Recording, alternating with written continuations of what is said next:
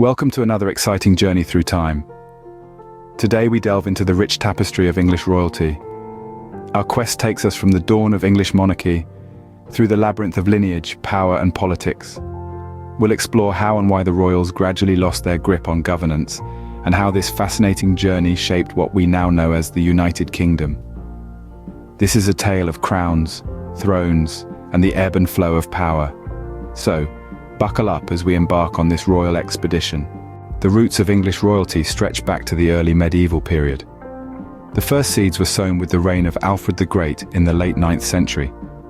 Known as the King of the Anglo-Saxons, Alfred was a compassionate, wise and valiant ruler. He was not just a king, but a scholar, a warrior, and a lawmaker.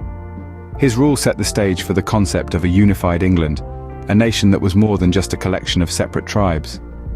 Now, fast forward to the pivotal year of 1066, marked by the Norman conquest. This was a turning point in the history of English royalty and the nation. The Normans, led by William the Conqueror, invaded England, defeating the last Anglo-Saxon king, Harold II, at the Battle of Hastings. This wasn't just a military overthrow, but a complete societal transformation. The Normans brought with them new governance, language, culture, and most importantly, a different concept of monarchy. Under Norman rule, the English monarchy became more centralized and powerful. The king's authority was absolute, and his word, law. This period was marked by the construction of grand castles, the establishment of a feudal system, and the introduction of a new nobility. The Normans not only changed the face of the monarchy, but also the landscape of England. William the Conqueror's reign set in motion a lineage of kings and queens who would rule England and eventually Great Britain for centuries to come. From the Plantagenets to the Tudors, the Stuarts to the Hanoverians, and finally, to the Windsors of today, each dynasty has left its indelible mark on the nation and the world. Thus began an era of immense change and the formation of a kingdom that would shape the world. The journey of English royalty is a tapestry of power, politics, conflict, and evolution. It is a story of a monarchy that has weathered the storms of change, adapting and enduring in a world that has ceaselessly transformed around it. From the ashes of the Norman conquest rose two of the most influential dynasties in English history. The Plantagenets and the Tudors, these two dynasties, with their intriguing narratives and larger-than-life characters, shaped the course of England's history in ways that still ripple through time. The Plantagenets, a line of kings and queens that reigned for over 300 years, were a fiery and tempestuous bunch. Their reign saw England's territories expand, its laws solidify, and its culture flourish. Among them was Richard the Lionheart, a king whose name still rings with the echo of battle cries and the clashing of swords. Known for his courage and military prowess, Richard's reign was marked by his involvement in the Crusades, a series of religious wars that forever changed the landscape of the Middle East. However, the Plantagenets were not only about war and conquest. They also laid the groundwork for the English legal system and established parliamentary democracy, setting the stage for a form of government that would eventually spread across the globe.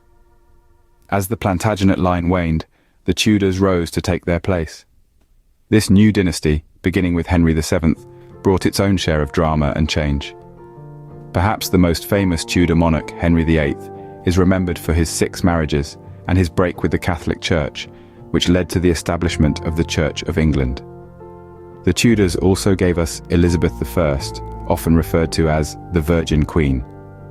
Her reign, known as the Elizabethan era, was a golden age of culture, exploration, and prosperity. Under her rule, England became a major world power, and the arts, particularly drama, flourished, giving birth to the works of William Shakespeare. These dynasties not only transformed England, but also left an indelible mark on the world. They were the architects of a nation, builders of an empire, and pioneers of ideas and institutions that have shaped our modern world. Theirs is a story of power, passion, and progress, a tale as fascinating as it is influential. The winds of change blew again with the arrival of the Stuarts and the Hanoverians. As the 16th century came to a close, the Stuarts ascended the throne, marking a significant turn of events in the history of English royalty. Hailing from Scotland, they brought with them a different perspective on monarchy and governance, which at times clashed with the expectations of their English subjects.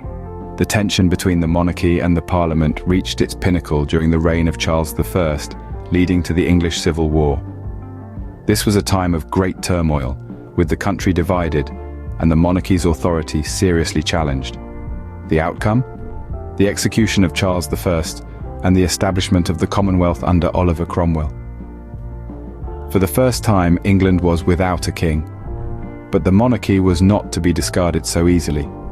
After 11 years, the monarchy was restored with Charles II at the helm. This period, aptly named the Restoration, saw the return of the monarchy, but with slightly diminished powers. The Stuarts were followed by the Hanoverians, a German dynasty, who ascended to the throne in the early 18th century.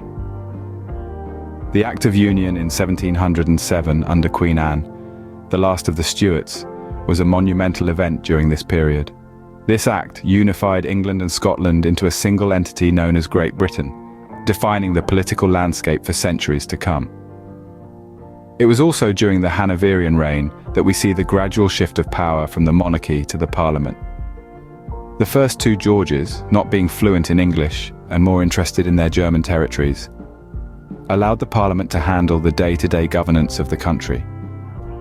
This laid the groundwork for the constitutional monarchy that we see today. These events set the stage for the decline of royal power and the rise of parliamentary democracy. The winds of change didn't just bring new faces to the throne, but they reshaped the very fabric of English royalty and governance, steering the course towards a more balanced and democratic system. The 20th century brought a new dynasty and a radically different role for the monarchy. The House of Windsor, born out of the tumult of the First World War, saw an evolution of the monarchy like none before. King George V, recognizing the need for change, relinquished all German titles and adopted the quintessentially English name of Windsor for his family. This era also saw one of the most dramatic events in royal history, the abdication crisis of 1936. The then King Edward VIII chose love over duty, abdicating the throne to marry Wallis Simpson, a twice-divorced American. His younger brother Albert reluctantly took the throne as King George VI, a man who would lead the nation through the dark days of the Second World War. But it is perhaps Queen Elizabeth II who has truly embodied the modern constitutional monarchy. Ascending the throne in 1952, she has reigned for over 7 decades, becoming the longest-serving current head of state.